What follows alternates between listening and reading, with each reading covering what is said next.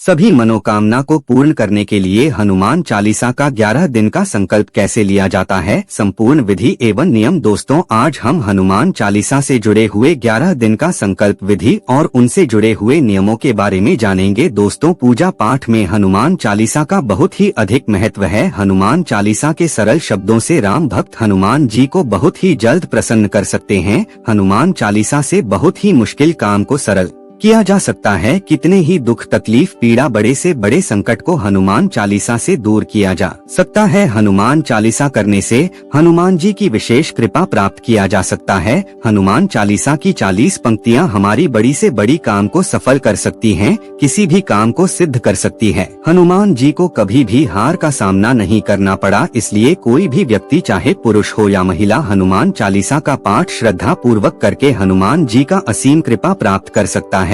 यही कारण है कि हनुमान जी का पूजा पाठ में बहुत ही महत्वपूर्ण स्थान है। हनुमान चालीसा का पाठ विधि पूर्वक करने से मनोवांछित फल की प्राप्ति होती है और दुष्ट लोगों से रक्षा होती है। दोस्तों, मुझे कई लोगों ने पूछा था कि हनुमान चालीसा के 11 दिनों का संकल्प कैसे लें और हनुमान चालीसा के संकल्प के दौरान क्या करना चाहिए, कौन से नियमों का पालन करना चाहिए। तो आज हम इस वीडियो के माध्यम से इस बात को विस्तार से जानेंगे कि हनुमान चालीसा का 11 दिन का संकल्प कैसे लिया जाता है, क्या विधि है, क्या नियम है। वीडियो को अंत तक जरूर देखें। तो दोस्तों, स्वागत है आपका। जय सीताराम। वीडियो में आगे बढ़ने से पहले वीडियो को लाइक कर चैनल को सब्सक्राइब जरूर कर दे, जिससे कि बालाजी की असीम कृपा आप पर सदैव बनी रहे। तो बिना विलंब के वीडियो में आगे बढ़ते हैं। तो आइए दोस्तों, जानते हैं कि श्री हनुमान चालीसा के 11 दिन का संकल्प के क्या क्या नियम है। सबसे पहले मंगलवार या शनिवार के दिन ब्रह्मा मुहूर्त में उठें और अपने नित्य कर्मों से निवृत्त होकर नहा धोकर साफ सुथरे कपड़े धारण करें और ध्यान रखें, घर के मंदिर में साफ सफाई होनी जरूरी है। पहला नियम, उपाय शुरू करने से पहले कुछ विशेष बातों का ध्यान रखना चाहिए, जैसे कि समय निश्चित होना चाहिए। सुबह या शाम जो समय आपके लिए अनुकूल हो उसी समय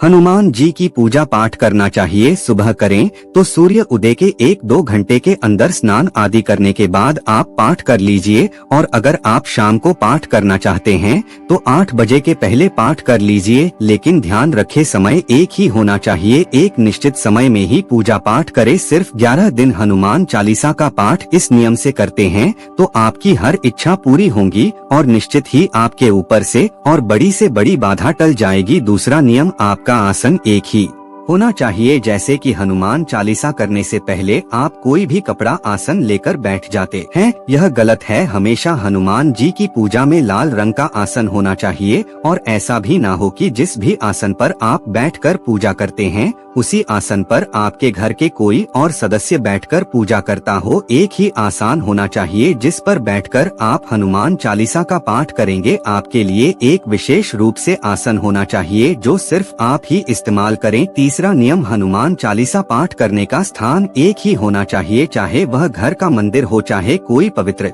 स्थान। उत्तर की ओर मुख करके पूजा करनी चाहिए। प्रतिदिन एक ही स्थान पर बैठकर हनुमान जी की पूजा और हनुमान चालीसा का पाठ करना चाहिए। चौथा नियम, लाल रंग का वस्त्र धारण करके अगर आप हनुमान जी का पूजा पाठ या हनुमान चालीसा का पाठ करते हैं तो अत्यंत श्रेष्ठ होगा। हनुमान जी की पूजा में लाल रंग की वस्त्र को महत्व दिया जाता है। पांचवा नियम, जिस दिन से आप यह 11 दिनों का संकल्प कर रहे हैं उन 11 दिनों तक आप मांस, मछली, मदिरा और तामसिक भोजन न करें, और हो सके तो परिवार के सभी सदस्य 11 दिनों तक इन सभी चीजों से दूर रहें। छठवां नियम, संकल्प या व्रत के दिनों में ब्रह्मचर्य के नियमों का पालन करना आवश्यक है। संकल्प के 11 दिनों तक आपको ब्रह्मचर्य का पूर्ण रूप से पालन करना है। इन सभी नियमों का पालन करते हुए अगर आप 11 दिनों तक हनुमान चालीसा या हनुमान जी का पूजन पाठ करते हैं तो निश्चित ही आपकी सभी कामना पूरी होगी। 11 दिन हनुमान चालीसा का संकल्प लेने की विधि इस प्रकार है। पहला, प्रभु श्री हनुमान जी की मूर्ति या फोटो जो आपके पास हो या ना हो तो राम, सीता, लक्ष्मण व हनुमान जी वाली मूर्ति आप अपने मंदिर में रख सकते हैं।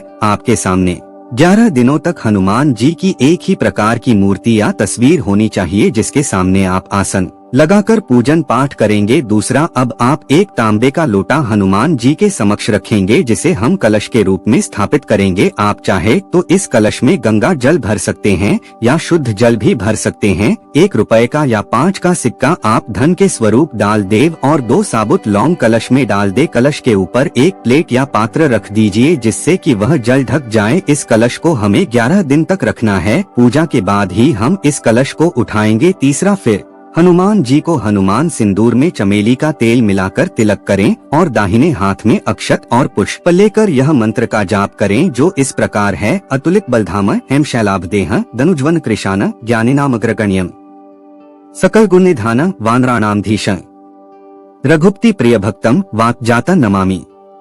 इस मंत्र को बोलने के बाद इस मंत्र को दोहराए जो इस प्रकार है। ओम हनुमते नमः ध्यानार्थ पुष्पामि समर्पयामि। मंत्र उच्चारण के पश्चात हाथ में लिए हुए पुष्प और अक्षत हनुमान जी को अर्पित कर दे। उसके बाद हनुमान जी को प्रणाम करके हनुमान चालीसा पाठ का संकल्प ले। चौथा, अब संकल्प के लिए अपने दाहिने हाथ से जल, फूल व अक्षत लेकर अपनी आंखें बंद करके प्रभु श्री हनुमान जी का स्मरण करते हुए मन में संकल्प ले। संकल्प में जिस दिन पूजन कर रहे हैं उस वर्ष, उस तिथि, उस वार, उस जगह और अपने नाम को लेकर के बोले कि मैं हनुमान चालीसा का संकल्प ले रहा हूँ अथवा ले रही हूँ। अब अपनी विशेष इच्छा को बोलकर हाथ में जो जल लिए हैं उसे जमीन में छोड़ दे। संकल्प करते समय प्रभु के सामने यह तय करना होता है कि आप कितनी बार हनुमान चालीसा का संकल्प के दौरान जाप करेंगे, यानी कि आप रोज 7 बार, 11 बार, 21 बार, 31 बार या फिर 108 बार के हिसाब से निर्धारित कर सकते हैं और हर रोज 11 दिन तक प्रभु के सामने धूप दीप करके भोग लगाकर आसन पर बैठकर श्रद्धा पूर्वक पाठ कर सकते हैं।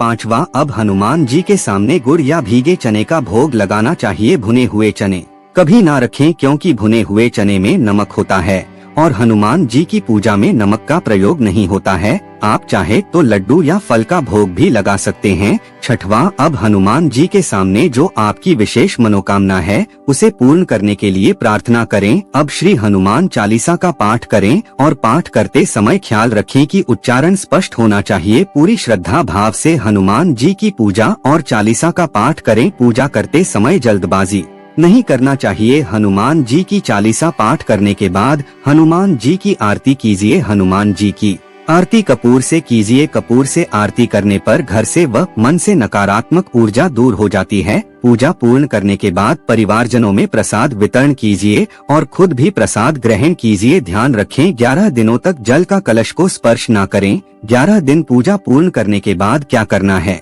11 दिन जब आपकी पूजा पूर्ण हो जाती है, सुबह या शाम जिस समय का अपने संकल्प लिया है उसी समय आपका पूजा पूर्ण होने के बाद आप कलश के जल को उठाएंगे और यह बहुत ही पवित्र जल हो जाता है। आप किसी भी दूसरे पात्र में इस जल को सुरक्षित रख सकते हैं।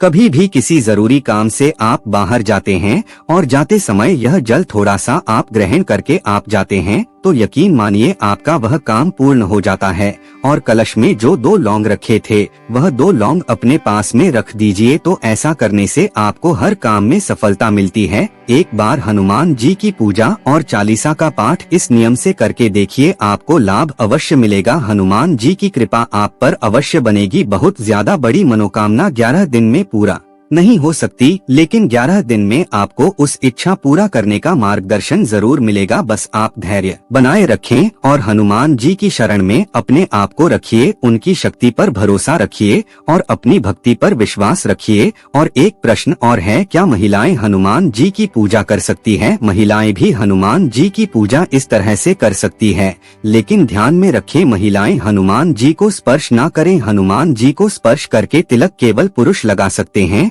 महिलाएं मासिक धर्म के समय हनुमान जी की पूजा न करें। इस वीडियो में दी गई जानकारी के अनुसार अगर आप हनुमान जी पूजा पाठ और 11 दिनों का संकल्प लेते हैं तो देखना दोस्तों, श्री हनुमान जी आपकी सभी मनोकामना को पूर्ण कर देते हैं। आप हनुमान जी की शक्ति और अपनी भक्ति पर विश्वास करके 11 दिन का संकल्प लें। तो दोस्तों आशा करते हैं आज का वीडियो आपको जानकारी पूर्वक लगा होगा। अगर वीडियो जानकारी पूर्वक लगे तो वीडियो को लाइक कर चैनल को सब्सक्राइब जरूर करें और कमेंट बॉक्स में जय सीताराम जय श्री हनुमान जरूर लिखें। आपका एक कमेंट हमें वीडियो बनाने में प्रोत्साहन देता है, तो कमेंट अवश्य करें। तो ऐसे ही जानकारी पूर्वक वीडियो में मिलते हैं अगली बार, तब तक के लिए जय श्री राम जय सीताराम जय हनुमान।